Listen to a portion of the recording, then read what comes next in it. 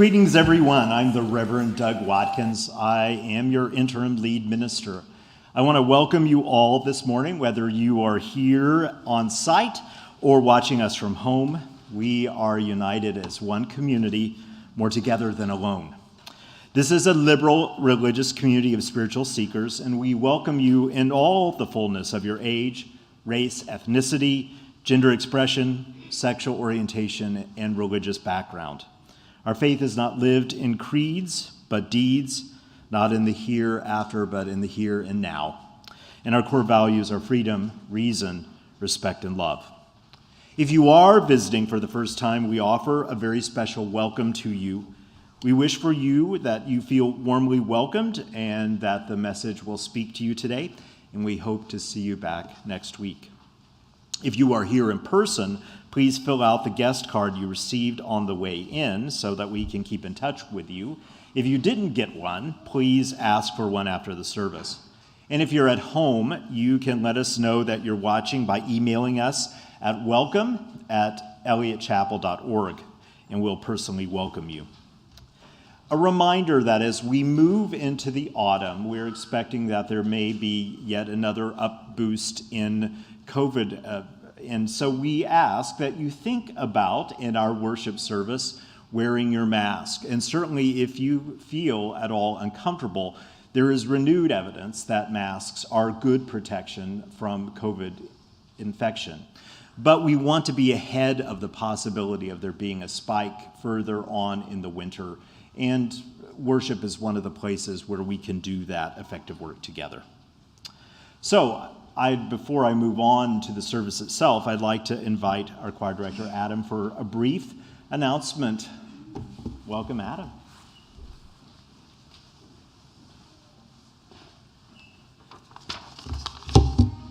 Good morning. First of all, there's been a change to the order of service, as many of you have seen. Flo Reeves was called out of town at the last minute, unfortunately, but we have Phyllis McLaren playing violin for us. You heard the Lure by Johann Sebastian Bach, and later on for the offertory, you'll hear the Serenade by my favorite composer. So, it needs to be good. By my favorite composer, Franz Schubert, and that'll be for the offertory. I wanted to take a moment, especially with so many new faces, to just really quickly pitch a couple of things. And my English writing teacher always said to start with a quote, because that counts toward your word total. So this is a little bit of the good-natured grumpiness that we like from Mark Twain, and he's talking about church choirs. The choir always tittered and whispered all throughout the service. There was once a church choir that was not ill-bred, but I have forgotten where it was. You ready for the corny joke? If there ever was a well-bred choir, it is the fine people here. Absolutely. And in seriousness, it's been a joy and a pleasure to get to know them and work with them. And this is the part of the year where I'd like to encourage those of you. This is the month where we're talking about courage, yes? Speaking, singing in public are big fears for some of us, but I'd like to encourage you to consider joining the choir. We rehearse Wednesday evenings at 7 p.m., Sunday mornings at 9. If you can't make the Wednesdays, that's completely fine. You're always welcome to show up and sing. People of all levels and abilities are welcome. So if you're sitting there thinking, well, I can't do this, I'm not inexperienced enough, I'm here to tell you that it is a supportive, loving environment, and we will teach you what you need to know, including reading music, everything that you would need to know. I'd also like to hear from instrumentalists. I know there's some guitar players, there's perhaps some family bands hiding out amongst you, and we'd love to get you out here to share your musical gifts with all of us. So please reach out to me in person or in my email address at music2@Eliot Chapel. Before I wear out my welcome, I'd also like to just let you know there's a couple of things that'll be returning on the music side starting next week, and we're very excited about this with the children's choir is going to sing for us at the start of service next week, hopefully again in December. And then mark your calendars for November 6th, return of the Friends of Eliot concert series, and the first weekend of December for the Eliot Chapel Madrigal. Hope to meet some of you new people especially, and hear from you in all sorts of ways soon. Thank you. Thank you, Adam. And so now, as we move into our opening words and chalice lighting, and Hattie sparks our chalice, the word courage comes from the Latin cor, which means heart. According to Mark Nepo, the origin of the word courage meant to stand by one's core, a striking concept that reinforces the belief found in almost all traditions that living from the center is what enables us to face whatever life has to offer.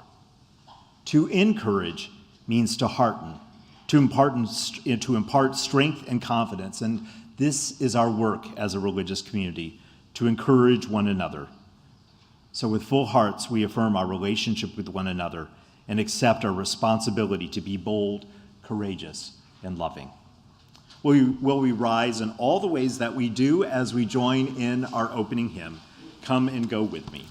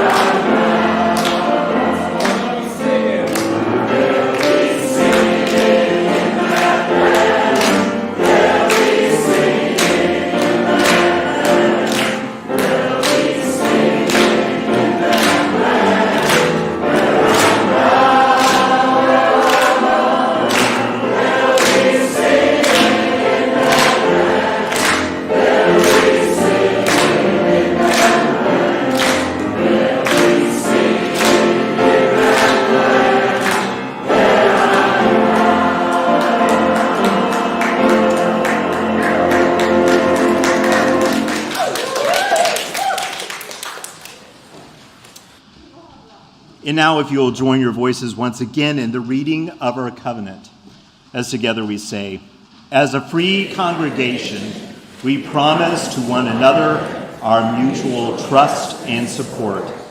To create a beloved community, we promise to be kinder to each other than we have to be.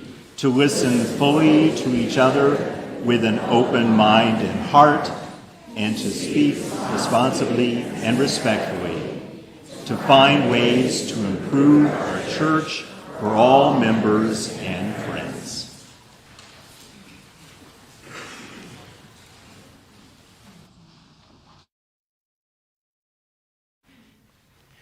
Our story for all ages this morning is about a horse and several of their friends. We shall tell you what we heard. Okay, well, it happened that a horse was leading fox, dog, rat, sheep, and goat, and some other gentle beasts from the old forest to the new. It had been a long winter, but the day was grand, and the horse pranced along, his mane flying in the wind, as if a flag bearer. At times, the short-legged creatures would climb aboard his back and rest when they were weary as the procession continued. Suddenly, they came to a rushing river, and across the river there fell a log. And the log was just long enough, narrow enough, and high enough that it needed careful footing to cross safely. and horse was the first to step up. No sooner did he have all fours on the log than he was filled with dread. Suppose he slipped. Suppose he lost his balance and fell over. Suppose the log began to shake with his weight. And so the horse backed off the log. He turned to the goat and said, "You are lighter. You go first." Goat was nimble, a climber of steep cliffs. He was over the log in no time. Even Donkey did not pause or ponder. He swayed a bit, his hindquarters seeming to go on their crooked way apart from his forequarters, but soon he too was across. And so it went, until there was only Horse. He considered swimming the river. The current looked swift, the waters were icy. There was no telling where he would end up or if he would end up. Now the others were waiting. Horse could not go forward, and he could not go backward. Could he stop here and make this his new settlement? He knew there were better places ahead. Could he go back to the old place? There wasn't much food left. He would not, he could not go on.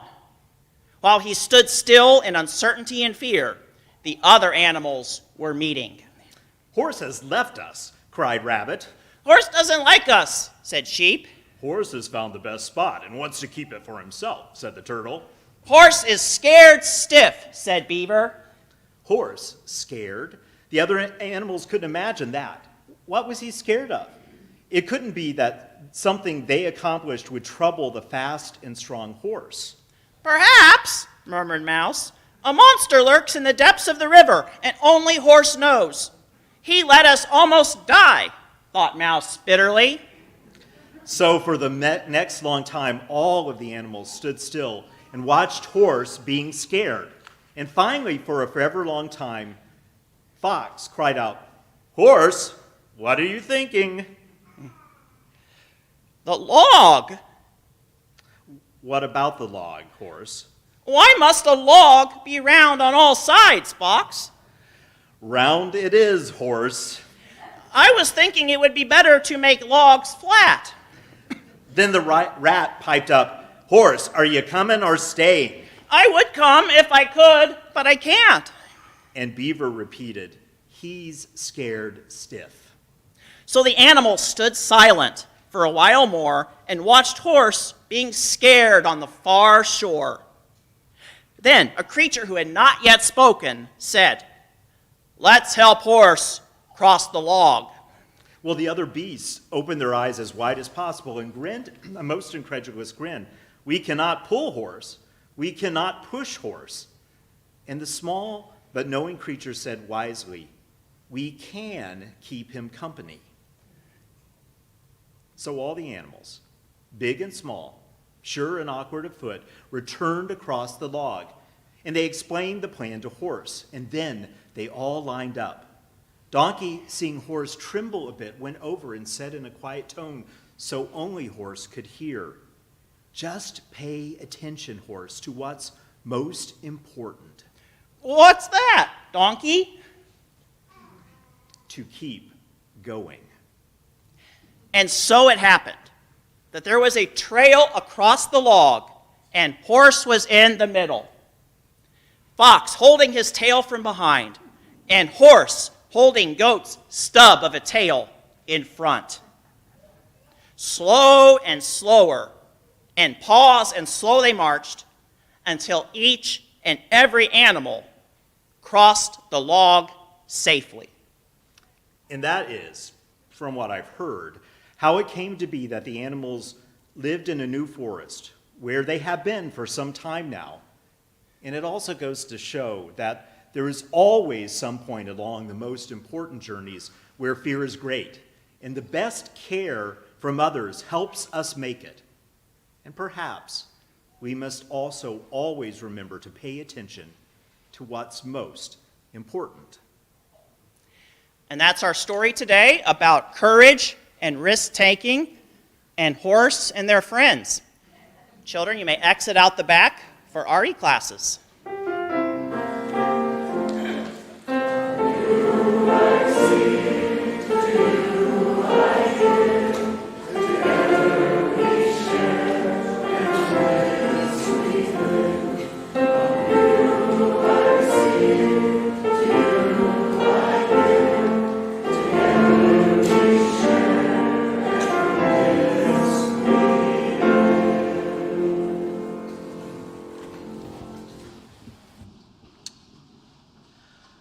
I invite us now to a reflective time.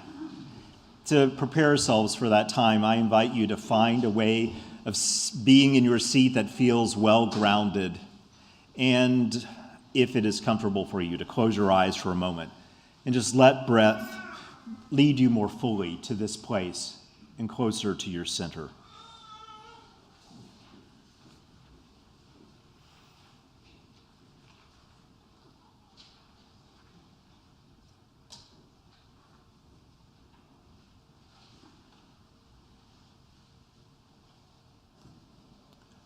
All that we have been separately, and all that we will become together, is stretched out before us and behind us, like stars scattered across a canvas of sky. We stand on the precipice, arms locked together like tandem skydivers, working up the courage to jump. Tell me, friends, what have we got to lose? Our fear of failure? Our mistrust of our own talents? What have we got to lose? A poverty of the spirit? The illusion that we are alone? What wonders await us in the space between the first leap and the moment our feet, our wheels, however we move our bodies across this precious earth, touch down softly on unknown soil? What have we got to lose that we can't replace with some previously unimaginable joy? Blessed are you, Spirit of life, who has sustained us, enlivened us, and enabled us to reach this moment. Give us courage in our leaping and gratitude in our landing. And share with us in the joy of a long and fruitful ministry and journey together.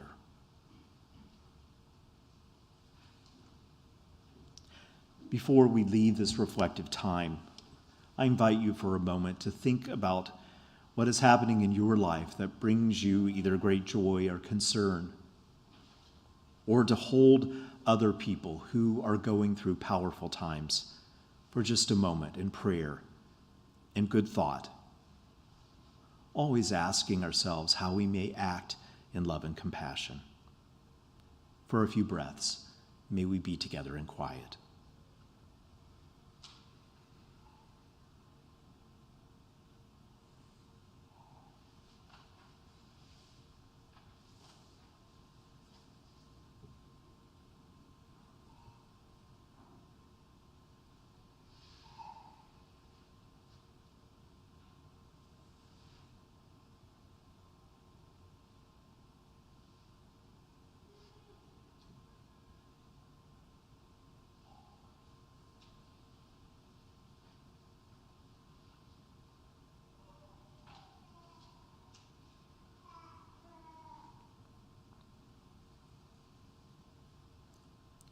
From the gift of all that we are, from the wonder of all that may be, we hope and pray in the name of love.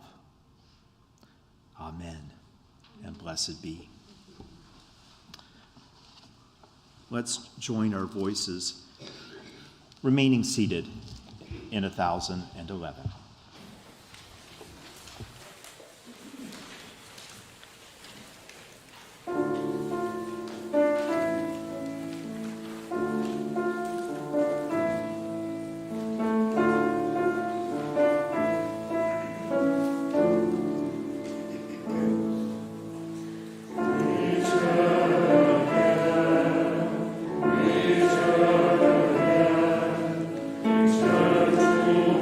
All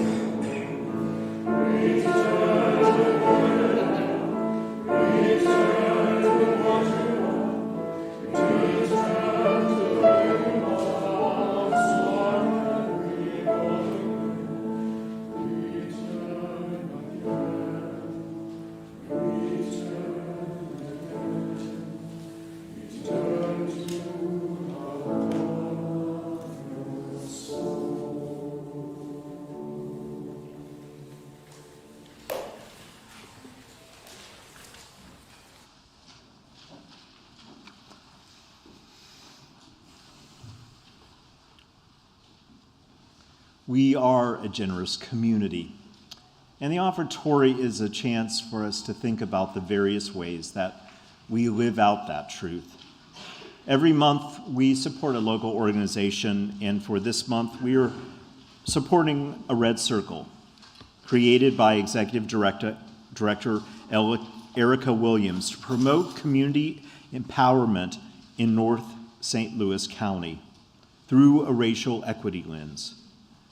Current concerns in North St. Louis County that impact quality of life and health are the lack of sustainable jobs, education disparity, limited health food access, financial pressures, low voter participation, and the need for greater exposure to the arts.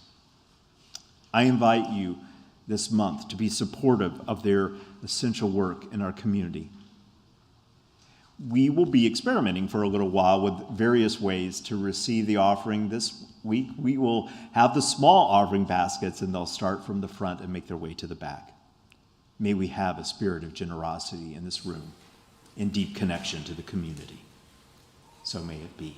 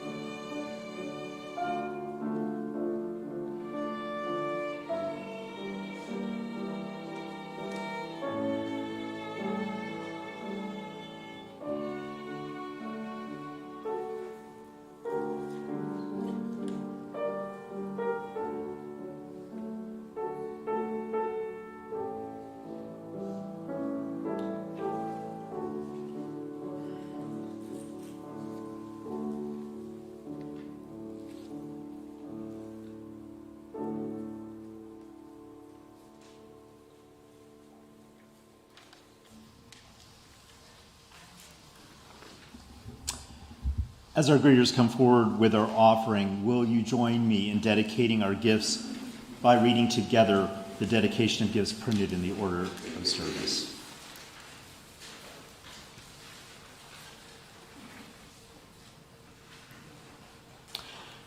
To the work of the church, which is weaving a tapestry of love and action, we dedicate our lives, and these are offerings.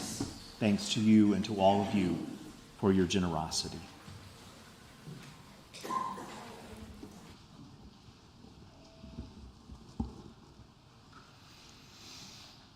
In preparation for this morning's reflection, a reading from Dan and Perry entitled The Trapeze. Sometimes I feel that my life is a series of trapeze swings. I'm either hanging on to a trapeze bar swinging along, and for a few moments in my life, hurtling across the space between the trapeze bars. Most of the time, I spend my life hanging on for dear life to my trapeze bar of the moment. It carries me along at a certain steady rate of swing, and I have the feeling that I'm in control of my life. I know most of the right questions and even some of the right answers. But once in a while, as I'm merrily or even not so merrily swinging along, I look out ahead of me, and in the distance, what do I see? I see another trapeze bar swinging toward me. It's empty, and I know that this new trapeze bar has my name on it. It is my next step, my growth, my aliveness coming to get me. In my heart of hearts, I know that for me to grow, I must release my grip on this present well-known bar for me to move on to a new one. And each time it happens to me, I hope that I won't have to grab the new one. But I know that I must totally release my grasp on my old bar, and for some moments in time, I must hurtle across space before I grab onto that new bar. And each time I'm afraid I will miss, that I will be crushed on some unseen rocks in the bottomless chasm between the trapeze bars. But I do it anyway. Perhaps that is the essence of what mystics call faith experience. No guarantees, no net, no insurance policy, but you do it anyway because somehow to keep hanging on to that old trapeze is no longer on the list of alternatives. It's called transition. And I've come to believe that it is the only place where real change occurs. I mean real change, not the pseudo change that only lasts until the next time my old buttons get punched. I've noticed in our culture that we look upon transition times as a no thing, a place between, a nowhere, but they should be honored, even savored. For all that they bring, they are also when we are very much alive, growth-filled, passionate, expansive in our lives. It can be terrifying. It can also be enlightening in the true sense of the word, because hurtling through the void, we just may learn how to fly. Here ends our reading.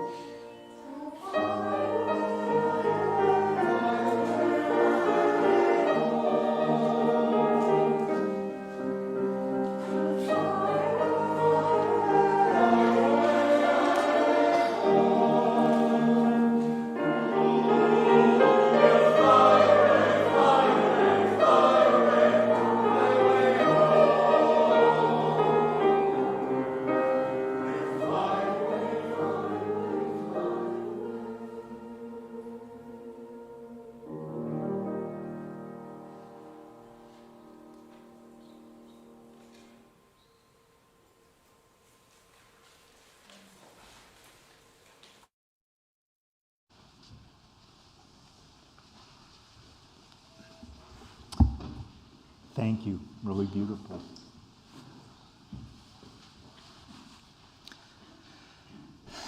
So the first time that this happened to me in my ministry, I was quite moved. Towards the end of serving one of the congregations as an interim minister, during coffee hour, a man approached me, and to be honest, it was a larger church. I wasn't sure if I'd ever met him before, but of course he had seen me week after week. And so he came up and he said, I just want to thank you for the time that you have shared with us. I expected that we would have some meaningful conversations, and we have. And I am really grateful that you helped us find the right next person as our minister. But what I didn't expect, and that I am so deeply grateful for, is just how much these last 2 years have meant to me in my own personal life.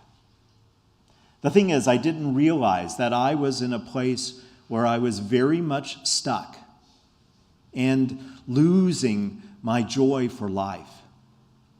And some of the very same things that we explored as a congregation were things that my heart and my mind needed to say hello to a new chapter in my life. I was moved as much by the emotion underneath what he said as what he told me. And I'm very grateful that several times I've heard similar stories. When we think about what we are doing together in these 2 years, there are a few things that I want to hold up as being most essential. There are a lot of things that we will talk about and explore, but there's sort of a few truths that I think hold us best as we move into this time more fully. And the first is that this journey is always as much about each and every one of you as what it is that you will decide as a congregation. There's no way for us to separate the give and take between those two things. That's what it's all about. The only way that a congregation has authenticity is that you bring your authentic whole self to this place. And the only way that this place really touches you is that you allow yourself to be fully connected with the authenticity you experience around you, as well as within you. It is that give and take that is the essence of why we are here, and it is what will lead us most powerfully to the next steps. And as your minister, I have a few things that are sort of my essential call. One is that the only way I can be with you is just to be my authentic self. I'm not called here to be the polar opposite of your former minister or to be anything like your former minister, but just to be myself. And in that way, to give you yet another example of what it means to be a minister. And I'm also here to hold some space, to give you some time before you begin thinking too much about who the next minister will to be together, to talk with each other, and to have some time to get some distance from the past. It would be like a couple of weeks after a breakup from a long-term relationship if you were already planning the wedding with this new person you just met. Woe be to everyone involved in that endeavor. You need some time for you to really think about what the lessons of the past are. Whether you loved what happened in the past, hated it, or indifferent, it needs to be not the only thing that guides you forward. And so the way that we talk with each other and are with each other and the time that we spend is important, whatever we are doing. But it is also important in a way that perhaps is not quite so obvious unless you think a little bit about how organizations work. The thing is that most organizations, whatever they are, have a pretty similar pattern. As they start off, they have that sort of infancy where they begin to take first steps of doing what it is they feel they must do. The same is true for a congregation. And over time, the congregation, the organization, the people in it learn more and more how to do what they do better and better.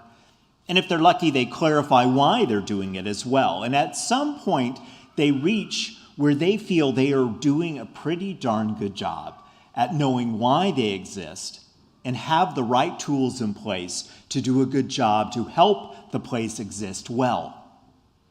And then if they are not careful, and even if they are, they glom onto that like that is the perfect tool that will serve them forever and ever.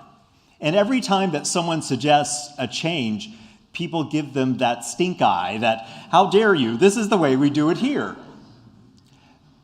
The thing is that way before an organization realizes it, those things that worked so well in the past slowly work less and less well. And so long before the congregation even realizes that they've fallen into this sort of rut, they often have begun to lose people, their leaders are often exhausted, their financial resources begin to get less and less. And they often wonder and try to find a scapegoat that screwed things up. But the truth is that they participated together by holding on to the past so powerfully that they didn't realize that the past is not what allows you to move well into the future. And so William Bridges, who worked in the various forms of organizations in transition, realized that there is a period in the life of an organization that is essential. He calls this the neutral zone. It is the time when what was certain about our past has left us, but what we are hoping for the future has not yet arrived. And what he pointed out is that this time is an opportunity unlike any other for an organization. Because the thing is that as long as we can keep up the status quo, it is natural both to human individuals and to organizations to desperately want to do that. But when we are shaken up enough to realize that the past has already changed, we can't stay where we are, we have to move forward. That's often where we can think most creatively, where we can step outside of the box, where we can actually reinvigorate the sense of purpose and energy of an organization, of a congregation, and find a new life. And the same is true for your individual life as well. And very often, by doing that work, there is this powerful synchronicity between what happens within us personally and what happens within us communally. So in times of change, yes, it is true that anxiety will rise. There will be times where an organization will feel disoriented and doubtful. It will certainly be less productive in some ways, and old issues will tend to reemerge. Some people will want to rush through the time as quickly as possible, and some will argue that we need to return to even older ways to stabilize ourselves. But the thing is, this time of upheaval, if we have the right sense of adventure and spirit about it, can make all the difference in what is possible in your future. C.K. Chesterton reminds us that an adventure is only an inconvenience rightly understood, and an inconvenience is only an adventure wrongly understood. So if we think of this time in the right way and see the adventure of it, there is so much more that we can do together. What I'd like to invite you to is to think of these next 2 years as a series of random moments.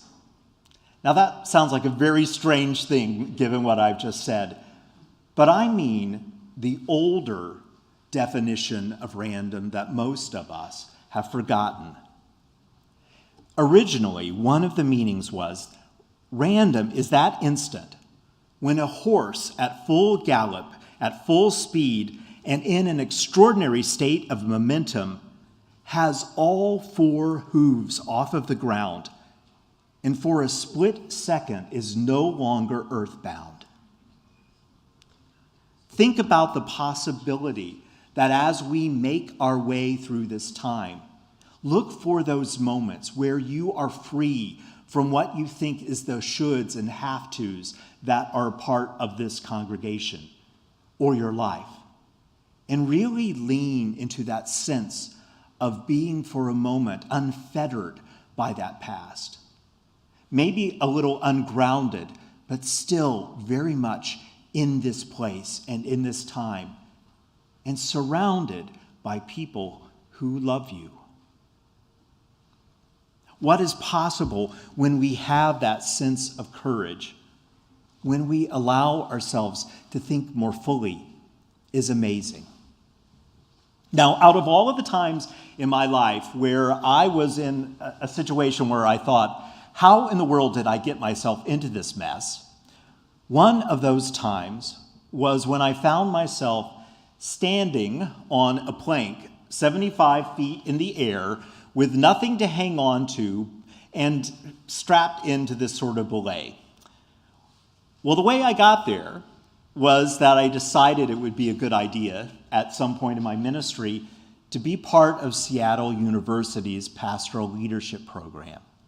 And at the beginning of that program, which had people from all sorts of traditions, but you had to have had at least 7 years of ministry to come together and think about how to be better at our jobs after some time, we took part in a ropes course. We did both the low ropes course, and at the very end, much to my horror, we did a high ropes course. And the only thing that is worse than climbing up a ladder is climbing up a ladder and then needing to step onto some other platform very high in the air. And at the end of their time, our challenge, if we chose to do so, was to climb up this ladder 75 feet to this little plank that was nailed into the side of a tree with nothing else, no handles at all, stand up there with only this belay around us, yell out to the universe what our intention was, and then jump off of the plank. Well, to be honest, I don't remember too much about that whole experience, except getting up to the top there and looking down at all of these people that I really had just met that day. And I'm not really sure what I yelled out as my intention, except for probably hoping that I didn't soil myself in front of total strangers. But the thing is, when I leapt off, I do remember that. That wonderful, awful moment for a second where I felt suspended, totally weightless, really for just a second like I was flying, truly. And then that horrible descent for just a few seconds. But in that moment, I actually felt so safe because all of the other participants had their hand on the rope that was helping me not fall too fast. And I knew we would each take our turn in that moment and how we held each other surely. I also knew that at that moment I had just ended a 13-year personal relationship. And after over a decade in the congregation, I also knew that it may be getting time to do something else. And so it was a perfect symbol of what was to come.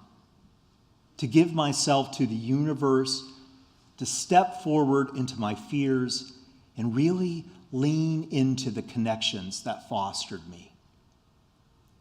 As we think about the coming weeks, that will go into months, and before we know it, next year we'll be here and you will be looking for your new minister. May you think of this as the adventure that it is, as the possibility that it is, not just for this congregation, but for your own life. And give it as much courage and love as you can. Nikki Giovanni reminds us, a lot of people resist transition and therefore never allow themselves to enjoy who they are.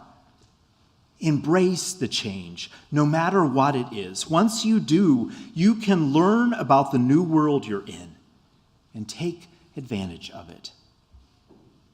May this time be that adventure. I am so happy to be journeying with you. May we journey together in love and possibility. Will you rise in the ways that you do and join me in our closing hymn, 1008, When Our Heart is in a Holy Place.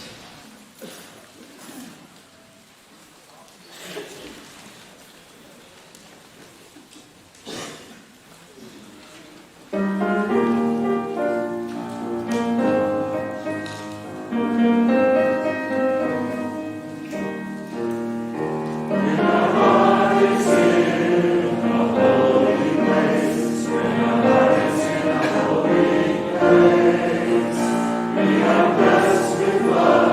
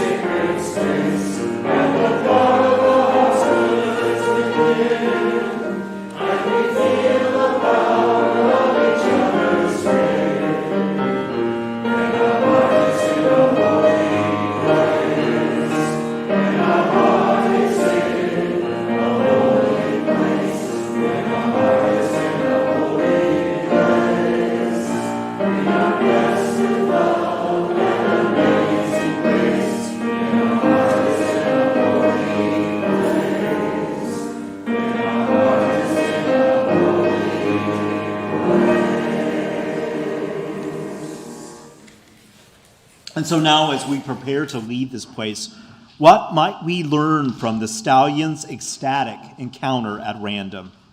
What might it say about our practice for a new day? That we need to make space and meaning out of the fierce madness of our lives.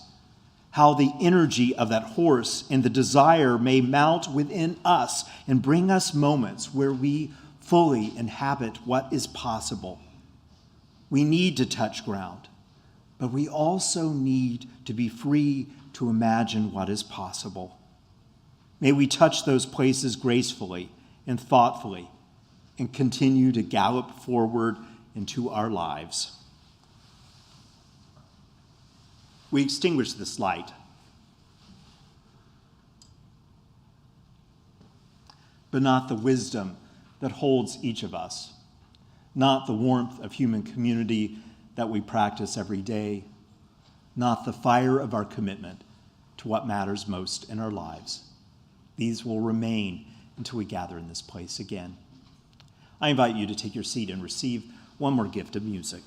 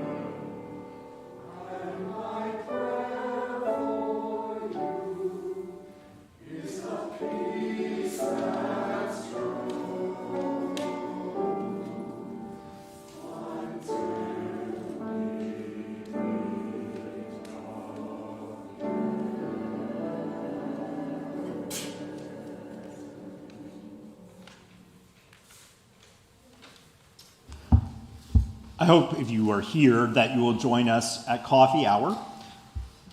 The immigration justice team is hosting us today, and at their table they will have some highlights about iHelp, Immigrant Home English Learning Program. I hope you'll take a moment to stop by the table and find out how you can be assistance with that. Thank you for sharing this time with me and with each other.